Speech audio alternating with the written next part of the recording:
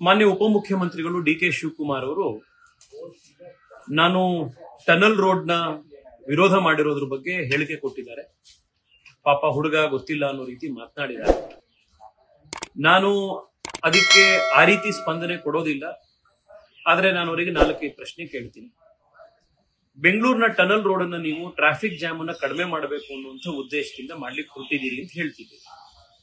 ಆದ್ರೆ ನೀವು ಯಾಕೆ ಈ DPR ಅನ್ನ ಮಾಡಿಸಿದಾಗ ಒಂದು ಬ್ಲಾಕ್ ಲಿಸ್ಟ್ ಆಗಿರುವಂತ ಡಿಬಾರ್ ಆಗಿರುವಂತ ಸಂಸ್ಥೆ ಕೈಲಿ ಯಾಕೆ DPR ಮಾಡಿಸಿದ್ರಿ?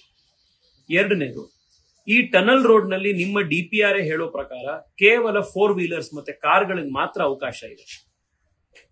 ಇನ್ನು 2 ವೀಲರ್ಸ್ ಗಳು, ಬೈಕ್ ಗಳಲ್ಲಿ ಓಡಾಡುವಂತವ್ರು, ಬಸ್ ನಲ್ಲಿ ಓಡಾಡುವಂತವ್ರು, ಆಟೋ ರಿಕ್ಷಾದಲ್ಲಿ ಓಡಾಡುವಂತವ್ರು, ಬೆಂಗಳೂರಿನ 95% ಸಾಮಾನ್ಯ ಜನ ಈ ಟನಲ್ ರೋಡ್ ನಲ್ಲಿ ಯಾಕೆ ಓಡಾಡ್ಲಿಕ್ಕೆ ಸಾಧ್ಯ ಆಗೋದಿಲ್ಲ?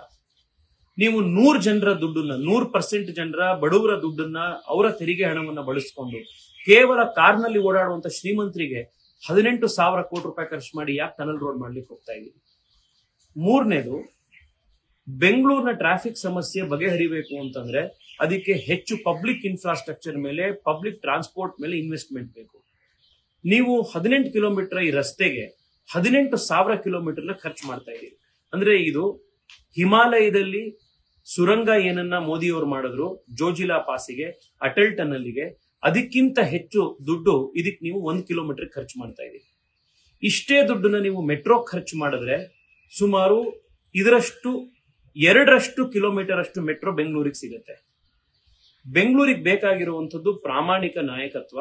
ನೀವು ಬೆಂಗಳೂರಿಗೆ ಡೆಪ್ಯೂಟಿ ಚೀಫ್ ಮಿನಿಸ್ಟರ್ ಆಗಿ ಬಂದ ಮೇಲೆ, ಇನ್ಚಾರ್ಜ್ ಮಿನಿಸ್ಟರ್ ಆದ್ಮೇಲೆ ಬೆಂಗಳೂರಿಗೆ ನಿಜವಾಗ್ಲೂ ಉಪಯೋಗ ಆಗುವಂತ ಒಂದು ದೊಡ್ಡ ಯೋಜನೆ ನೀವು ಯಾವ್ದು ಮಾಡಿದ್ದೀರಿ ಅದನ್ನ ತೋರಿಸಿ. ನಿಮ್ಮ ಅಧಿಕಾರಿಗಳು ಬೆಂಗಳೂರು ರಸ್ತೆಗಳಲ್ಲಿರುವಂತಹ ಗುಂಡಿನ ಮುಚ್ಚಕ್ಕಾಗ್ತಾ ಇಲ್ಲ.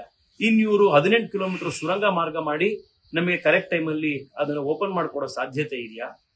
ನೀವು ಎಲ್ಲಾ ಕಡೆ ಅನುಭವಕ್ಕೆ ಬಂದಿದೆ. ಹೊಸ ಫ್ಲೈಓವರ್ ಬಂತು ಅಂದ್ರೆ 6 ತಿಂಗಳ ಆ ಫ್ಲೈಓವರ್ ಕೂಡ ಜಾಮ್ ಆಗುತ್ತೆ. ಟ್ರಾಫಿಕ್ ಸಮಸ್ಯೆ ಬಗೆಹರಿಯುವಂಥದ್ದು ಹೆಚ್ಚು ರಸ್ತೆಗಳನ್ನು ಮಾಡೋದ್ರಿಂದಲ್ಲ, ಹೆಚ್ಚು ಬಸ್ಗಳು, ಟ್ರಾಮ್ಗಳು, ಹೆಚ್ಚು ಮೆಟ್ರೋ, ಹೆಚ್ಚು ಸಬರ್ಬನ್ ರೈಲ್, ಈ ಎಲ್ಲ ಕೆಲಸ ಆಗೋದ್ರಿಂದ ದಯವಿಟ್ಟು ತಾವು ನನ್ನ ಏಜ್ ನ ಬಗ್ಗೆ ತಲೆ ಕೆಡಿಸ್ಕೊಳ್ಳೋದ್ರ ಬದಲು ನಾನು ಹೇಳಿರುವಂತಹ ವಿಚಾರದ ಬಗ್ಗೆ ಗಂಭೀರವಾಗಿದೆಯೋ ಇಲ್ವೋ ಅನ್ನೋದ್ರ ಬಗ್ಗೆ ತಾವು ಅದಕ್ಕೆ ಪ್ರತಿಕ್ರಿಯೆ ಕೊಡಿ. ನಮಸ್ಕಾರ. ಲೇಟೆಸ್ಟ್ ಹಾಗೂ ಇಂಟ್ರೆಸ್ಟಿಂಗ್ ಸುದ್ದಿಗಳಿಗಾಗಿ ಬಾಸ್ ಟಿವಿ ಕನ್ನಡ ಚಾನೆಲ್ನ ಸಬ್ಸ್ಕ್ರೈಬ್ ಮಾಡಿ. ಹಾಗೆಯೇ ಬೆಲ್ ಐಕಾನ್ ಪ್ರೆಸ್ ಮಾಡಿ. ಇದರ ಜೊತೆಗೆ ಫೇಸ್ಬುಕ್, ಇನ್ಸ್ಟಾಗ್ರಾಮ್, ಎಕ್ಸ್ ನಲ್ಲೂ ಮಿಸ್ ಮಾಡದೆ ಫಾಲೋ ಮಾಡಿ.